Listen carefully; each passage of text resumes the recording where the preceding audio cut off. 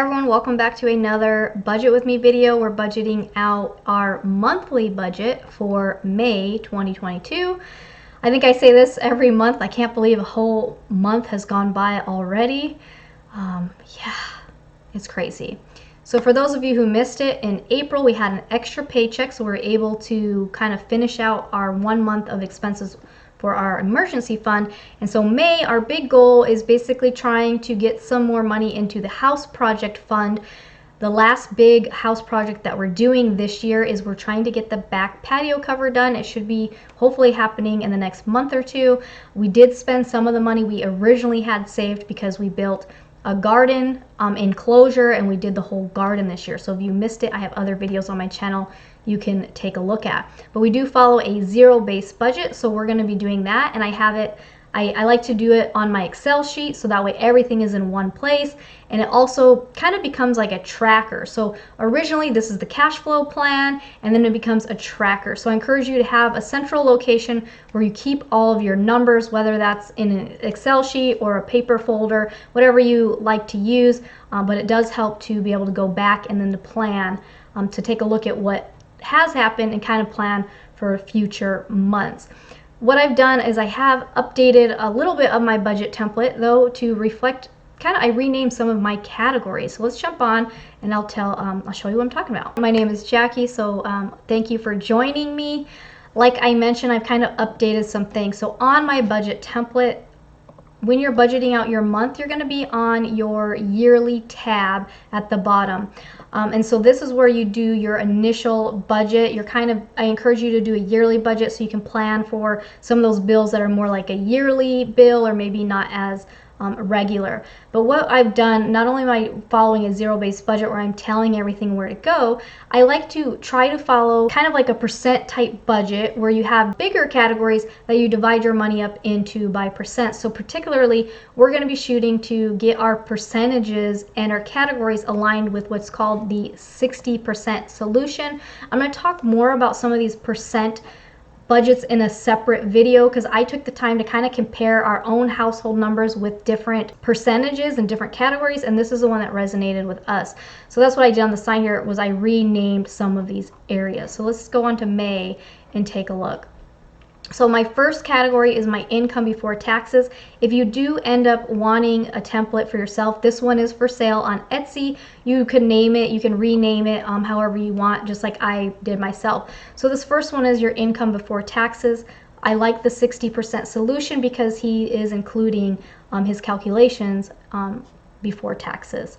So the first thing we have is my husband's income. His base pay is $30 an hour at $40 a week. So I've already budgeted that out per paycheck. So that's what I do on the monthly budget. Now I want to plan out each paycheck to see how is the cash flowing and make sure that I'm going to have the money in time for the bills. This is a great way to try to get ahead on some of those bills. So this stayed the same. I didn't really change that. But then, so basically $1,200 each week is what we're looking at for Ricky's income for May. We don't have that extra paycheck, so that's a little unfortunate, but we should still be doing good. So $4,800. His overtime, they currently work 10-hour shifts, so they're getting 10 hours of overtime at $45 an hour, so $450 a week worth of overtime. He has only worked one extra Saturday with this new company, so I don't know if he's planning on picking up any. I basically told him, hey, you're already getting 10 hours a week of overtime, so don't push yourself unless you really feel you need to. My self-employment, I'm not putting in any calculations for delivering for Amazon Flex or DoorDash this month. And in fact, during the summer months, because my kids will be home for summer break, I won't be doing any of those delivery type jobs. May, I'm not sure. I kind of took a week off of delivering. Amazon, it's been kind of hard to get on the days and the times that I really would prefer to do. So I might do DoorDash this month, or I may just, like I said, take the summer off. But I'm planning on $193 from YouTube after paying my internet, which is $106, and my cell phone, which is $30, and then putting money aside for taxes. So I'm thinking $130 or $193.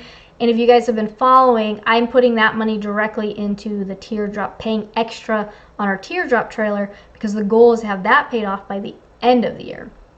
We're estimating $20 cash back for our Discover card. The last few months was actually more than this, but we're trying to get our spending. We've done that big house project of the garden, so we're trying to kind of even out our spending again. So I'm just going to do 20, and then last month in April, the interest we got on our bank account was $1.33, so that's what I'm planning on with that. So our cash back happens on the 6th, and our interest happens on the 26th, so I try to line it up with the closest Friday to that time. And then my YouTube income usually comes around the 22nd, so this will happen, a few days after, probably on that Monday, but that's okay. So we're expecting $6,814 for the month of May. So the first category I renamed right here. This used to say pay yourself first, and I had the retirement savings and the long-term savings in this one category, and I changed it to this is just the retirement portion, because this is really referring to paying yourself first before paying taxes and all of that stuff. So for the month of May, we're only going to be able to do 5%. Now we went from doing nothing. So at the beginning of the year, we were at 10%. We lowered it to like 6%. And then we did nothing last month because we wanted to build up the emergency fund. So we're going to try to ease back in. The goal is minimum 10% when you're using the 60% solution. So the goal is to get up to 10%, but we're going to ease our way in. So we're going to do 5%. We can't do the 401k until later this year because my husband is with a new company. So we're going to go ahead and do 3% into his Roth and 2% into my Roth. Now, my husband, we haven't set up his Roth yet. So I'm going to try to film as much as I can film without showing personal information. But this way, hopefully, I can help you guys if you don't already have one set up. Maybe I can walk you through how to set it up. And then more importantly, we're going to set up an automatic payment so that $50 a week goes into his Roth IRA and $35 a week goes into my Roth IRA. So we want to try to make this as automatic as we can. These numbers will increase over the next couple months as we're able to invest a little bit more. But that's the goal. So hopefully we should be able to put, about $340 into our retirement specific accounts. Then this used to be my giving section. I changed it to long-term savings / debt payoff. So with the 60% solution, the goal is that 10% is for long-term savings, or if you're in debt, you want to put that towards debt. For this particular month, we're just doing the 3% because we're just doing the 193 that I'm bringing over, but the goal is to have this increase, over time.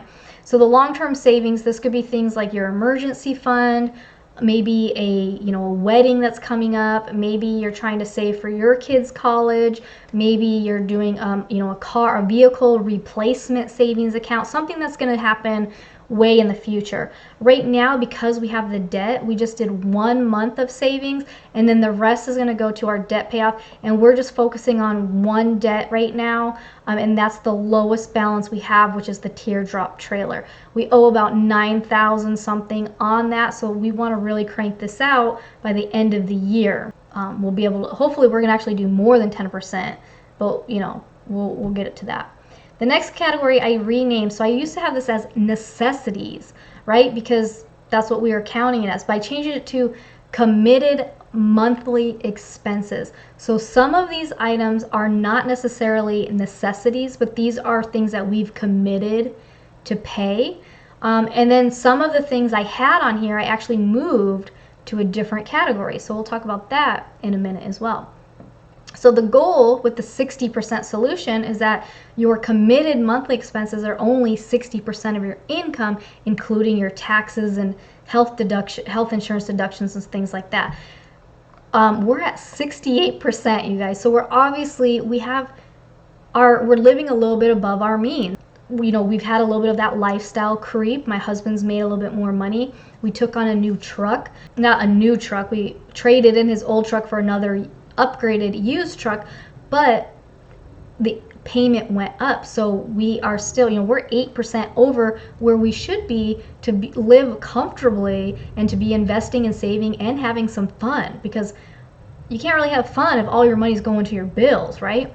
So the first thing we have are the taxes, like I mentioned. This you don't have too much control over. However, if you're getting a refund every year, you definitely want to take a look with your employer and make sure you're claiming the right deductions or dependents or whatever you need to do to make sure that you're not overpaying. And then if you owe taxes every year, you also want to adjust this to make sure that they're taking enough out so you're not stuck with a big bill later. So right now, roughly 3% of our income goes into federal taxes.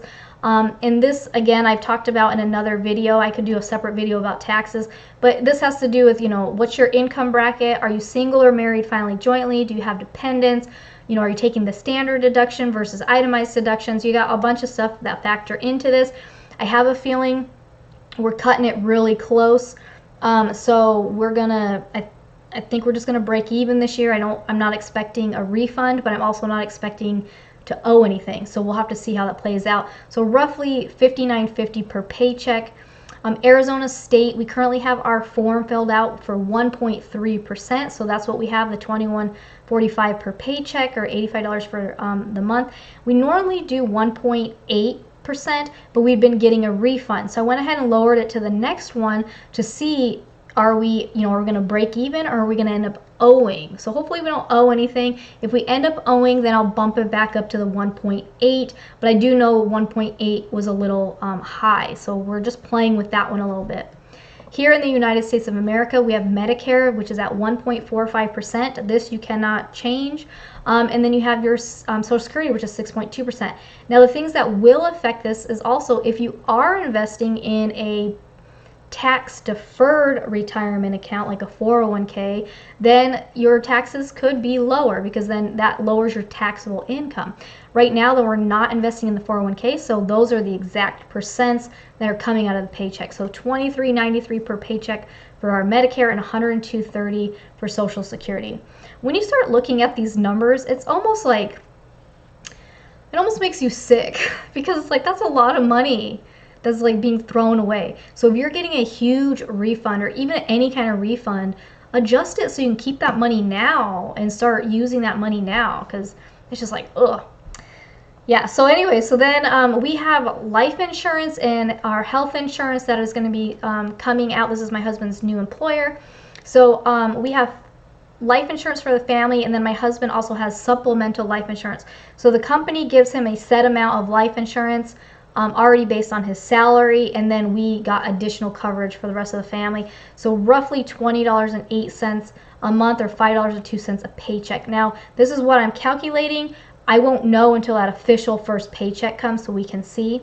Now, the upgrade that we're getting with our health insurance is, with the old employer, we only had medical. Now we have medical, dental, and vision. So I'm super excited about that, because I was paying cash for my daughters to get their teeth cleaned twice a year, and I paid cash for my glasses and my eye exam. So definitely it'll be nice to just kind of have that already accounted for.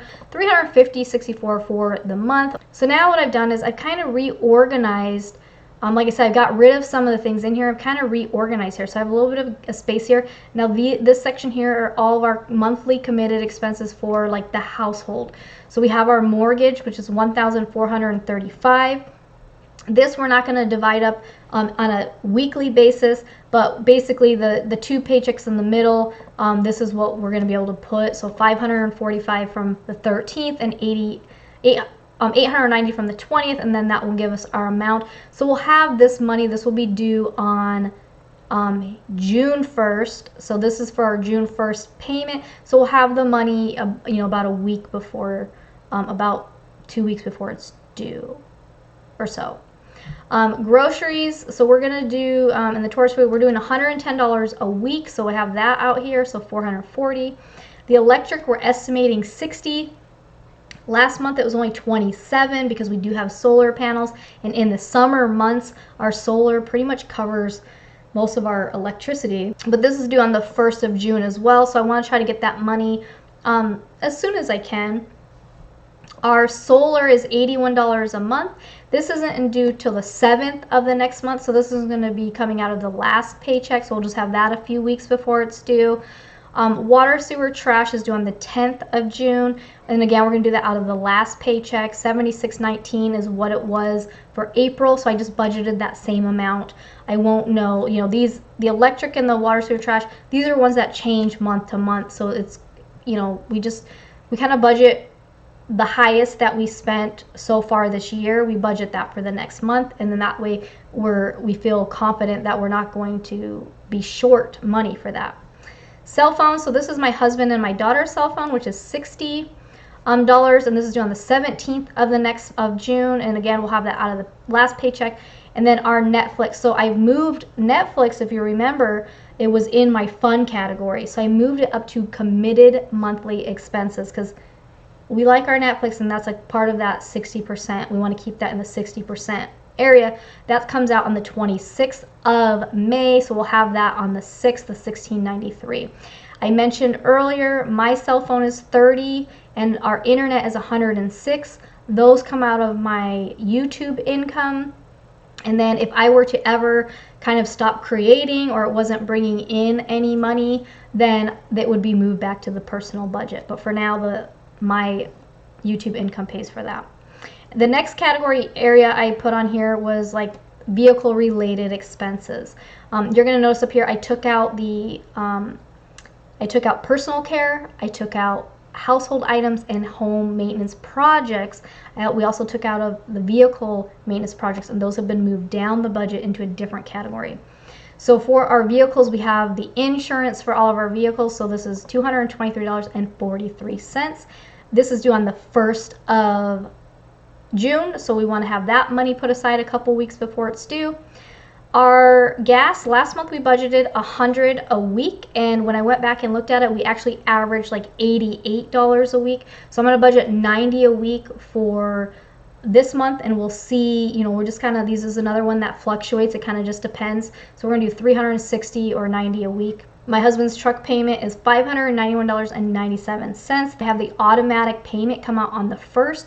So we're going to have $304 out of the 6th and then $287 out of the 13th. So again, we'll have this money a few weeks before it's due. And then the teardrop is due on the 1st, and the automatic payment comes out on the 1st, and that's $117.18. And we'll have that money on the 6th, so almost a full month ahead. Like I mentioned, we're 68%, right? So obviously, we got to get rid of the teardrop payment. We got to get rid of that truck payment, and then we would be in a better position. Another one I moved up from the fun category was my laser treatments, because this is a committed monthly expense. So this is it's $48.89 a month. This is due on the 5th of the next month, so that will be coming out of the last paycheck of the month. This will not happen life forever. This is basically my treatments end in like September, I think. My daughters did soccer. They're finishing up their soccer league, and then I did enroll them in a hip hop dance class for the summer. So that was $65.55. They do not start the classes until like the end of June, and it'll be through July. But I went ahead and signed them up and paid for it now, or paying for it now out of this first paycheck. Like I mentioned, about 68% of our income, or even closer to 70% of our income, actually I think it's going to be 70% of our income, I increased the gas on here. So I have a thing that calculates, and it tells me right here 70%. So I'm actually going to change that real quick. So I actually have, for this particular month, 70% has been used. So let me look up here. So I have 5%, 3%, and 70% was used to those. So we're way over. So now the other category switch. This used to be my debt payoff category, but like I mentioned, I moved the debt payoff up here into the long-term savings, because that's together. Once the debt's paid off, then all that can go into long-term saving goals, or we can increase our retirement savings. So the goal would be 10% to short-term savings. So you'd have 10% for retirement, 10% for long-term savings, 60% for your committed monthly expenses, 10% to your short-term or your irregular bills or your yearly bills, and then 10% for fun. So for this particular month, we're actually doing 17%. Let me fix this. So we're actually doing 17%. Now it's high, it's not 10%, because like I mentioned, we have to finish getting the money put aside for that last home project. So we're gonna put $617.32 into the home project. We do have to get the tags for my husband's truck. We originally were going to do it last month in April, but my husband had some damage to his motorcycle that he had to fix, so that kind of wiped out us doing it last month, so we pushed it to this month. So his tags are $366.94. They're due in July, but we want to get the money a little bit early. And then just for so basically we have short-term yearly bills. So yearly bills are kind of like the registration, right, for the vehicles. And then what we did was we changed two categories. So this household and maintenance and projects, I decided to go ahead and just put them into one category for now. And this is maintenance for vehicles and the house. That's why I said all, so the maintenance for anything. And then we have household or projects here. And then we have, like I said, the yearly registration. And then we have personal care, giving, and then if we're trying to save up for a bigger vacation. Now for 2022, we are not doing a bigger vacation, so this will be for personal care and giving. So normally when we buy clothes, we put it next to the person's name. Moving forward, I think we're just going to keep it all in personal care. So we get clothes, haircuts, whatever, it's going to go into personal care. Giving for whatever is going to go into that. So we're doing basically, we're just going to say 150 for the personal care giving, and Ricky and I will decide how we're going to spend that throughout the month, but we're going to try $30 a week. Oops. We're going to put $30 a week aside. Whether we spend that on a weekly basis, we don't know. It might just go into savings for, future times. We'll see. And then 60 on that last paycheck. Then the fun category. So like I said, the fun, we're trying to do another 10% to fun, but we can't. Right? We can't do 10% to fun because our committed expenses are too high. So we're going to do 5%. That gives us $30 for 3 of the weeks for like one fast food meal. Usually costs us around 20 something to 31 or whatever. So we're just gonna say $30 a week until that last week we are. Okay, so we're not gonna be doing eating out on that last one because we are gonna be going camping. And then we have $25 for events. So we also have we're doing a foam glow 5K as a family. I signed us up a few months ago, but I believe I still need to pay for parking, when I get there and things like that. So I'm budgeting $25 for that. And then Ricky does his $80. Usually 11 of that goes to his NOS, and then he has another $9 randomly to do whatever with. And we're going to put the other amount to create that 5%, the 150, we're going to put towards the camping trip, which will be a Memorial weekend. So we got 2 events going on for the month of May. We get to eat out a little bit because we realized we were still kind of eating out anyways. The only thing I did not put in here that most likely will happen is buying beer and wine for the house. Most likely that will come back into play here. So Ricky and I will have to decide, are we gonna not eat out, or are you gonna put some of your money towards it? Like, what are we gonna do to cover that? Because everything else is already accounted for. So that's what the month of May looks like. Ricky and I sat down because I was going through those percents and I redid the percent. So I sat down with Ricky and I said, hey, do you think this is something to shoot for? Because I was realizing that, I just wanted to throw everything extra at the debt. And I realized it wasn't realistic. It wasn't a realistic budget, because of the way we just been spending and the goals that we have around the house and things like that. And so I sat down with him and I said, hey, does this sound more realistic? Because we can still enjoy some of the money while still making progress. And he said, yeah, that sounds good. Because normally it's like, I try to be real strict, like we can't do anything, and then we just go on a big splurge. So I'm trying to make it a little more even across the board and getting into more of a habit. So this year the goal is still to pay off the teardrop, but moving forward, we're going to try to stay around like 10 or 12% for debt payoff. And then, once that's paid off, then we try to go by those percentages because I feel like those are more realistic percentages. So our big thing, obviously, we got to get out some of those debts because we're living at like 70%, or realistically we should be at like 60% if we're following the 60% solution.